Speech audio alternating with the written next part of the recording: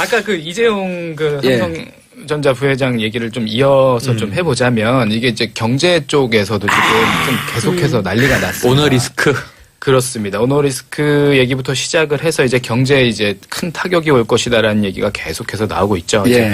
삼성그룹이라는 자체의 어떤 그 컨트롤 타워가 없어졌으니까, 무너졌으니까 경영의 표류가 예상이 된다. 이거 정말 궁금한 뉴스야. 예, 지금 그렇다 보니까 뭐 지난해 같은 경우에는 지금 대형 M&A 같은 경우를 되게 잘 해왔는데 한 6건 정도 했거든요.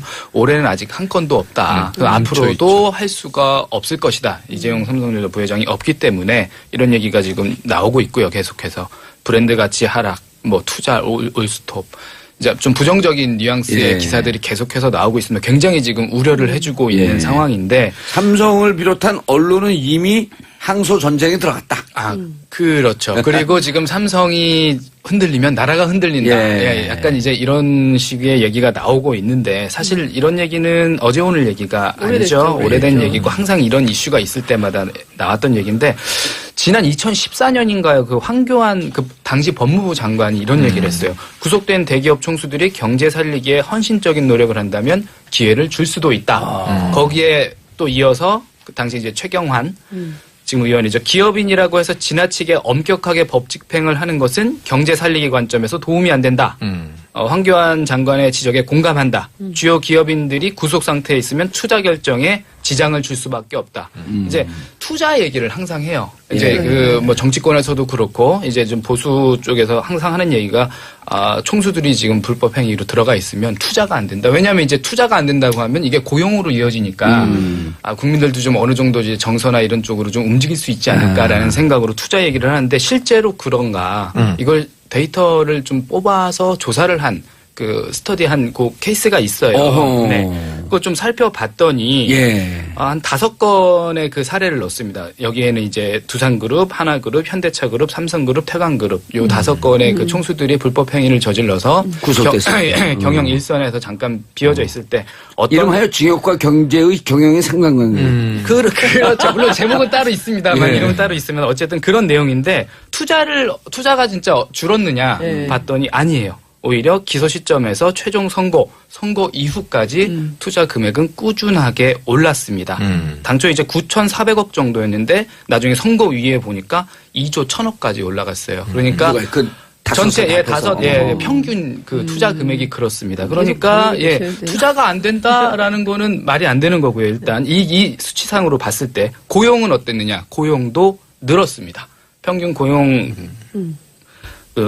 고용이 기소 시점에 이제 8,000명 정도였는데 선고 이후에는 8,600명까지 늘었어요. 그게 왜 그런가 봤더니 기업에서 이제 정권하고 이제 여러 가지 우리가 경제 살리기 열심히 하겠습니다 했는데 성과가 없으면 안 되니까 보여주기 식이라도 고용을 조금씩 늘리는 거예요. 그렇기 때문에 이제 고용 그 인원들도 늘었고요. 오히려 이제 숫자가 늘은 거죠.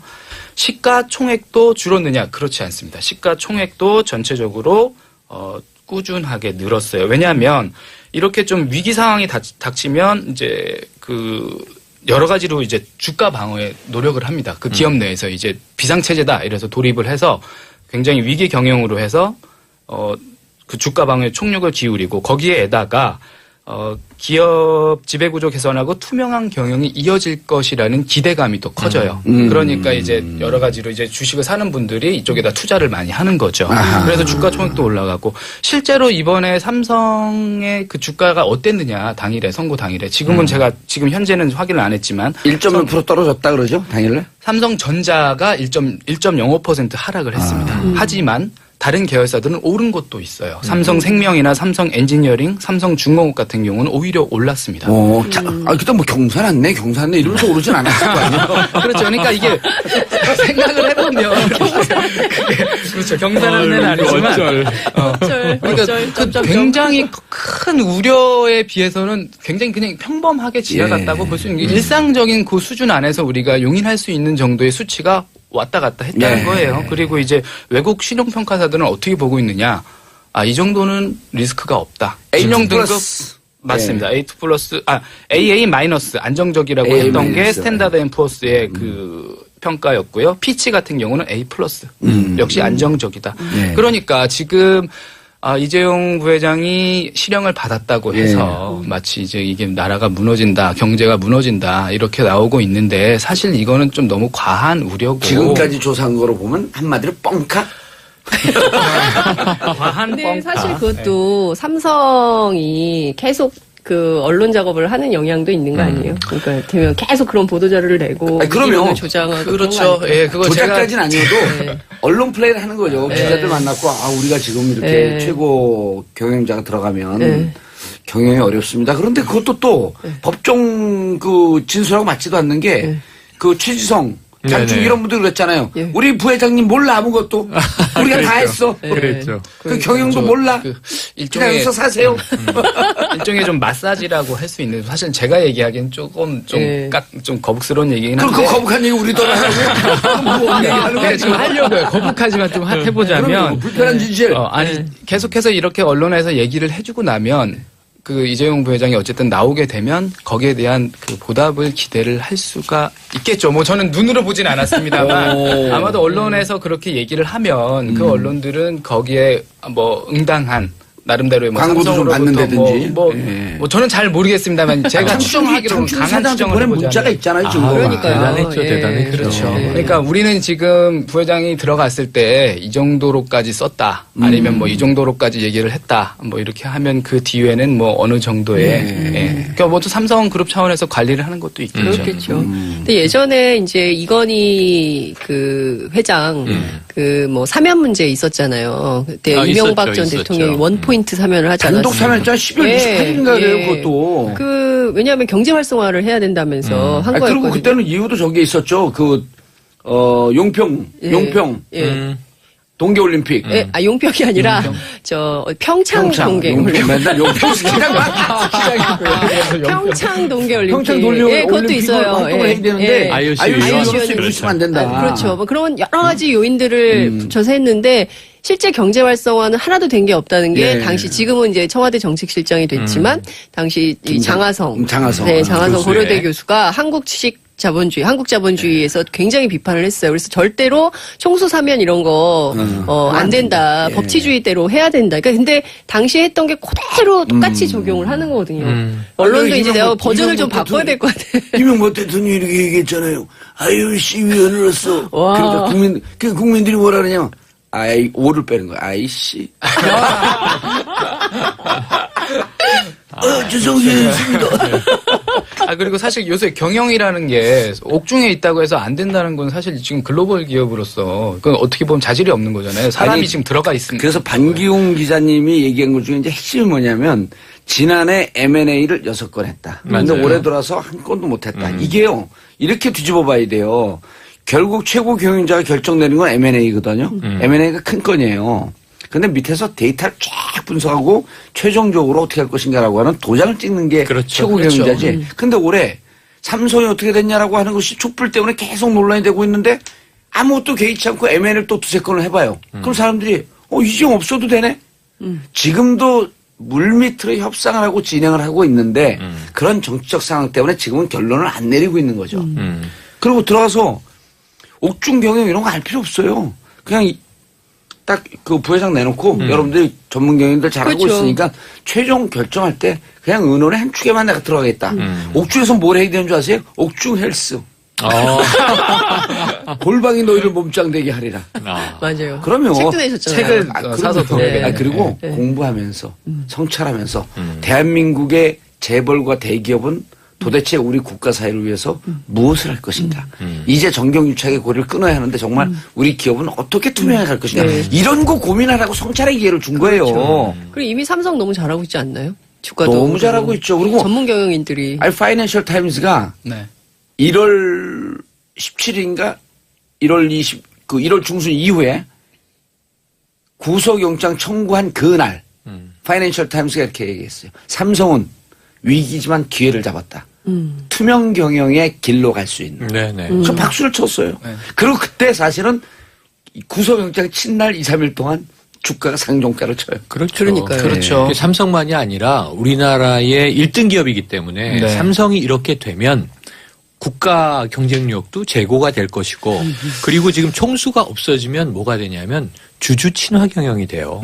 계속 이제 이 우리나라 경영의 과제가 거버넌스 위원회가 어느 정도 영향을 발휘할 수 있을까인데 지금 현대차도 그렇고 다 그쪽으로 가는 추세인데 그것에 반하는 게 총수란 말이에요.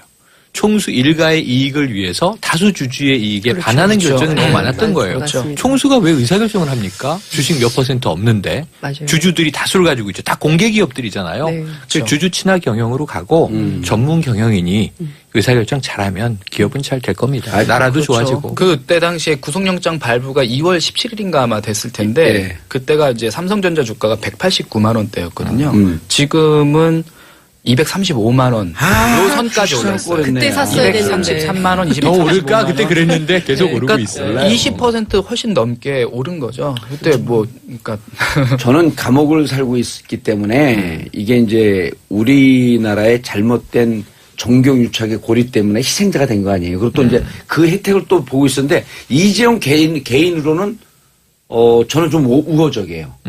왜냐하면 영어에서 sleeves to sleeve라고 하는 표현이 있거든요. 그게 소매 끝 아니에요. 네네. 그게 3대가 지나가면 몰락한다는 거예요. 미국에서도.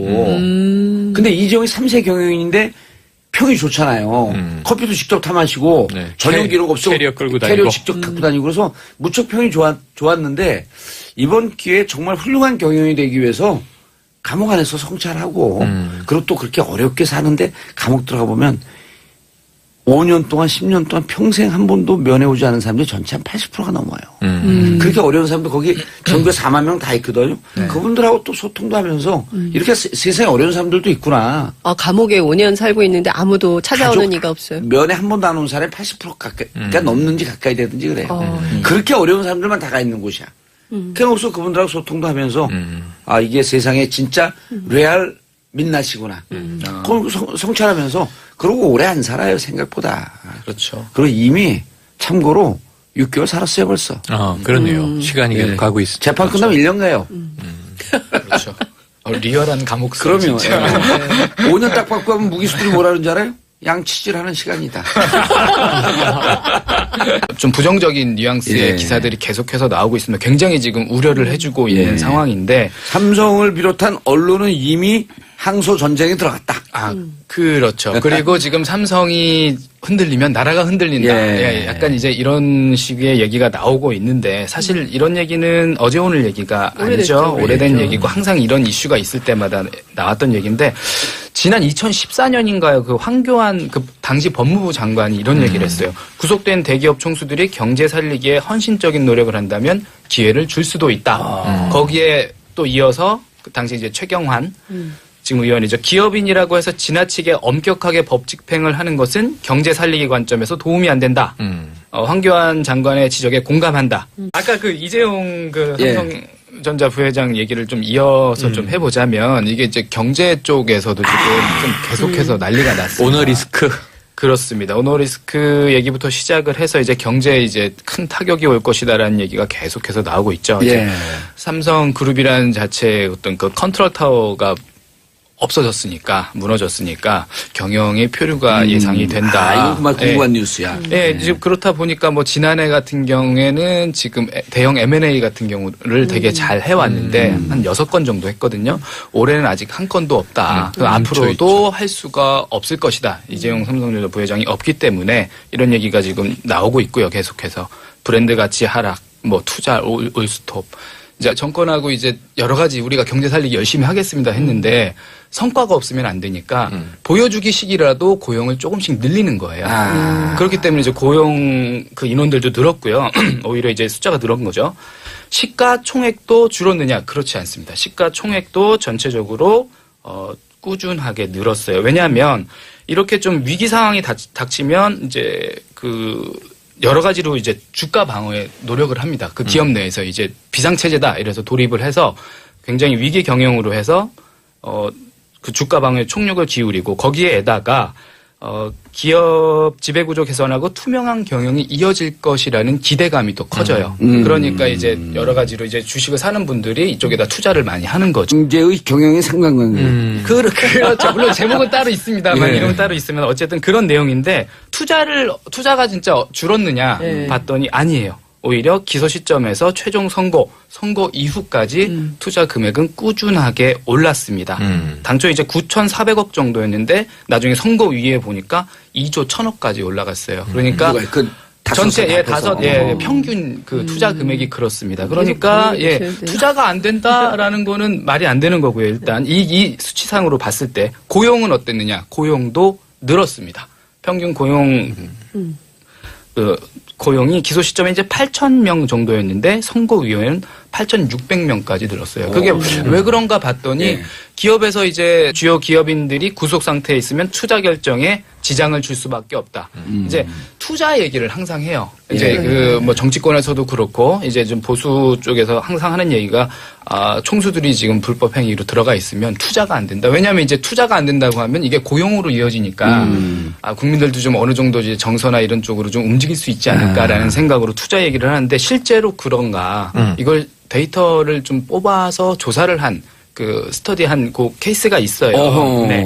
그거 좀 살펴봤더니 한 5건의 그 사례를 넣습니다. 여기에는 이제 두산그룹, 하나그룹, 현대차그룹, 삼성그룹, 태광그룹 요 5건의 그 총수들이 불법 행위를 저질러서 구속됐어요. 경영 일선에서 잠깐 비어져 있을 때 이름하여 징역과